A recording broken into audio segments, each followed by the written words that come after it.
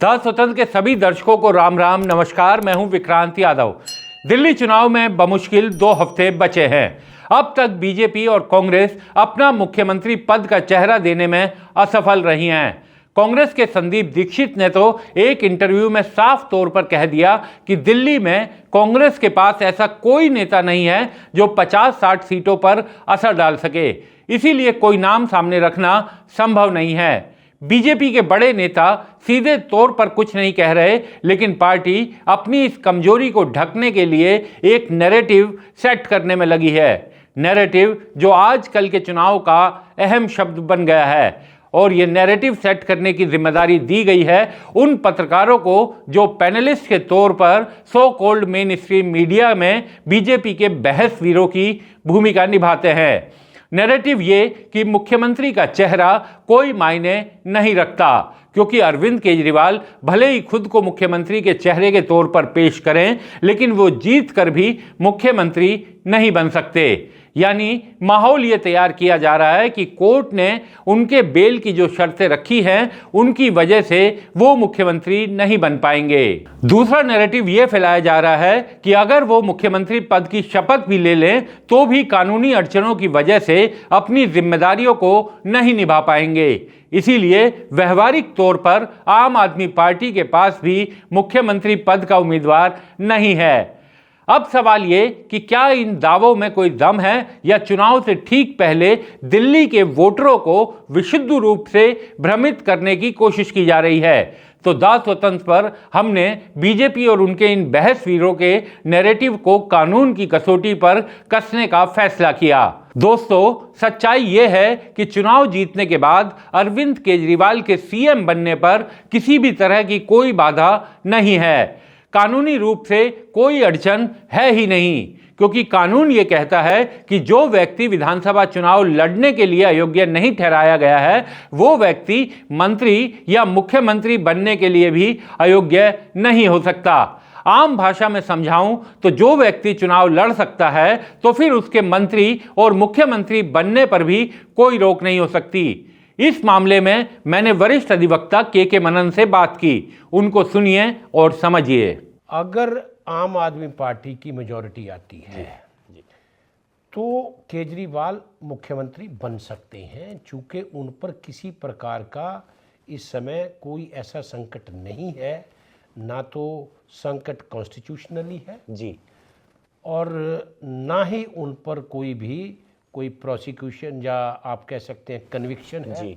इसलिए केजरीवाल पर मैं ये बड़े स्पष्ट तौर पे बताना चाहूँगा, मुख्यमंत्री बनने में किसी प्रकार की बाधा नहीं है। सुना ना आपने, नैरेटिव का खेल ऐसे ही होता है। झूठ और हाफ ट्रूथ यानी अर्ध सत्य का सहारा लेकर एक कहानी बुनी जाती है और उसे खूब हवा दी जाती है। चलिए अब बात करते हैं दूसरे दावे की। बीजेपी के बहसवीर ये दलील दे रहे हैं कि बॉस मुख्यमंत्री पद की शपथ अरविंद भले ही ले ले, लेकिन अपने पद की जिम्मेदारियों का पालन नहीं कर पाएंगे।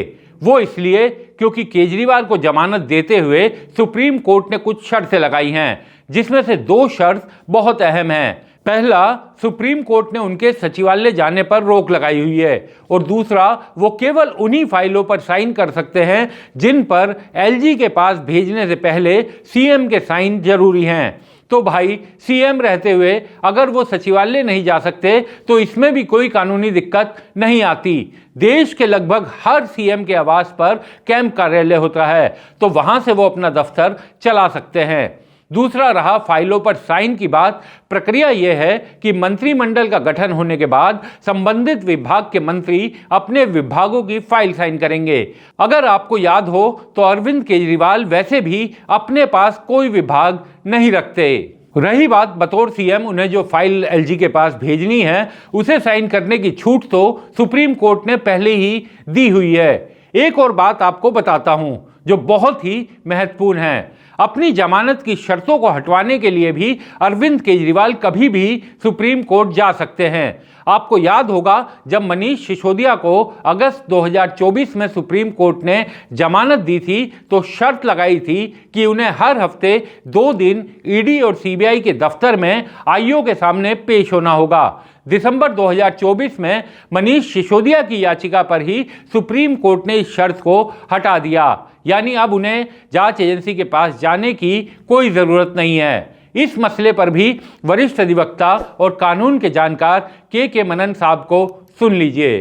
वो जो दोनों कंडीशंस बेल की उनकी लगी है वो मॉडिफाई भी हो सकती है। अच्छा, यानी कि जिनकी आप फाइलों पे साइन नहीं कर सकते और ऑफिस जाने से रोकने वाली इसमें मॉडिफिकेशन हो सकती है। मॉडिफिकेशन ऑनरेबल सुप्रीम कोर्ट कर सकते हैं, ये उनकी डिस्क्रिशन है। दरअसल कोई भी आरोपी ट्रायल में बाधा ना डाले, कहीं भाग ना जाए, इसे सुनिश्चित करने के लिए जमानत देते हुए कोर्ट कुछ शर्तें लगाता है और समय परिस्थितियों के मुताबिक उनकी समीक्षा कर उनमें बदलाव भी कर सकता है। कोर्ट ने केजरीवाल के सचिवालय ना जाने और एलजी के पास भेजे जाने वाली फाइलों को छोड़कर किसी और फाइल पर साइन नहीं करने की शर्त क्यों लगाई?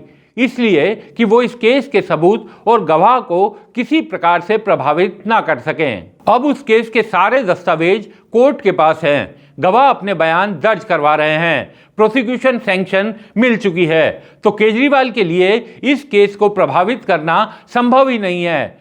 दिल्ली के लोगों के लिए यह भी समझना जरूरी है कि ये शर्तें ईडी केस में जमानत के दौरान कोर्ट ने लगाई थी। उसके बाद सीबीआई के मामले में बेल देते वक्त सुप्रीम कोर्ट के 2 जजों की बेंच में से एक जज ने इन शर्तों को लेकर अपनी कड़ी आपत्ति भी व्यक्त की थी। इसलिए ये कहना सरासर गलत है कि कोर्ट ने अरविंद केजरीवाल के मुख्यमंत्री बनने पर या मुख्यमंत्री रहने पर कभी कोई रोक लगाई।